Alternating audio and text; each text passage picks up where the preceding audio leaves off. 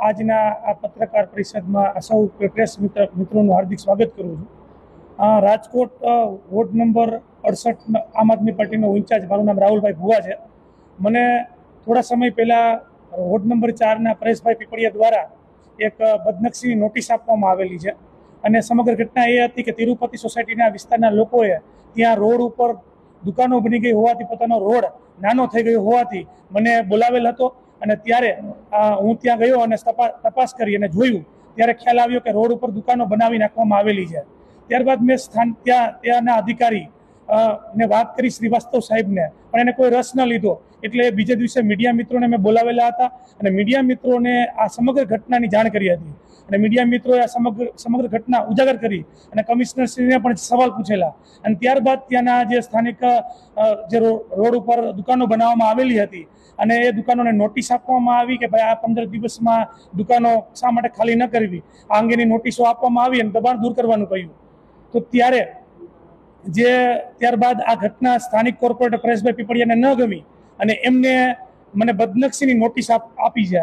આ નોટિસ આપની સમક્ષ હું એ દર્શાવું છું। આ નોટિસ એમને મને આપેલી છે અને ત્યારે આજે આ પ્રેસ વાર્તાના માધ્યમથી હું એમને અને સમગ્ર જનતાને પણ કહેવા માંગુ છું કે એ જગ્યા, એ દુકાનો કઈ રીતે અને કેવી રીતે કોની માલિકીની છે અને કોને આપેલી છે।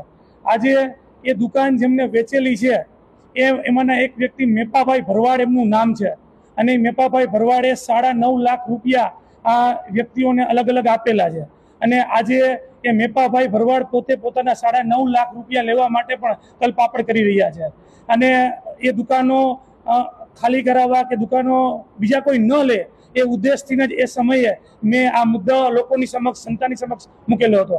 આજે આ પ્રેસ વાર્તામાં બરાબર જે દુકાન ખરીદનાર વ્યક્તિ છે કે જેના પૈસા ગયા છે અને જે દુઃખી છે, જે રડી રહ્યા છે, એ મેપાભાઈ ભરવાડ પણ ખૂબ પોતે ઉપસ્થિત છે।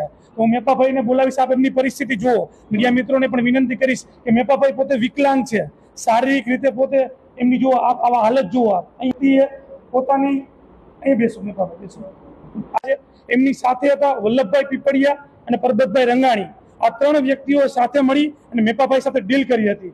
વાત એટલી નથી કે ભાઈ આ 3 વ્યક્તિઓ ડીલ કરી 9.5 લાખ રૂપિયા લીધા, બદલામાં આ વ્યક્તિ એને ડોક્યુમેન્ટમાં કહી શકાય ને લખીને આપેલું છે સૂચિતમાં।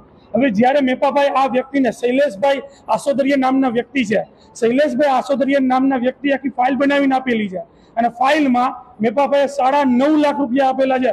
ફાઇલમાં માત્ર 1 લાખ રૂપિયાનું લખાણ કરવામાં આવેલું છે, માત્ર 1 લાખનું લખાણ। અને જ્યારે મેપાભાઈ શૈલેષભાઈને ફોન કરીને પૂછે છે કે ભાઈ મારે હવે શું થશે, મારા 9.5 લાખનું શું થશે, ત્યારે શૈલેષભાઈ એવો જવાબ આપે છે, અરે ભાઈ હું આપને ઓળખતો પણ નથી।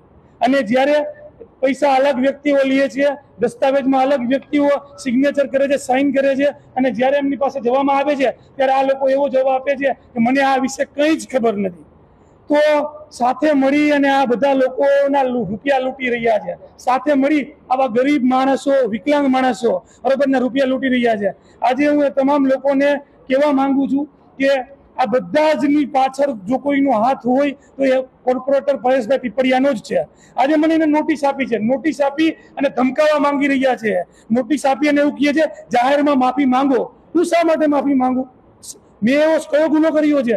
આજે આવા ગરીબ માણસોના રૂપિયા જઈ રહ્યા છે એવો અવાજ ઉપાડીએ તો એ ગુનો લાગે છે એમને એમ લાગે ના અમારી સામે કોઈ જ ન બોલવું જોઈએ, બરાબર, કોઈ અમારી એક પણ વાત ન કરવા જોઈએ। તો આવા તો વિસ્તારમાં કેટલા એવા પ્લોટો, કેટલી એવી દુકાનો કોર્પોરેટરો, નેતાઓ લેતા હોય છે, એમને આપતા હોય છે। એક પણ જગ્યા એવી હોતી નથી કે જેમાં બિલ્ડરે, કોર્પોરેટરને કે અધિકારીનો હપ્તો ન આપવો પડે। તમામ જગ્યાએ હપ્તો આપો તો જ કામ થાય છે, તો જ બાંધકામની પરમિશન આપવામાં આવે છે। પરંતુ હું તો ત્યારે બોલ્યો હતો કે આવા ગરીબ લોકો દુકાન ખરીદે પછી આ લોકો કોઈ જવાબ નથી આપતા હોતા।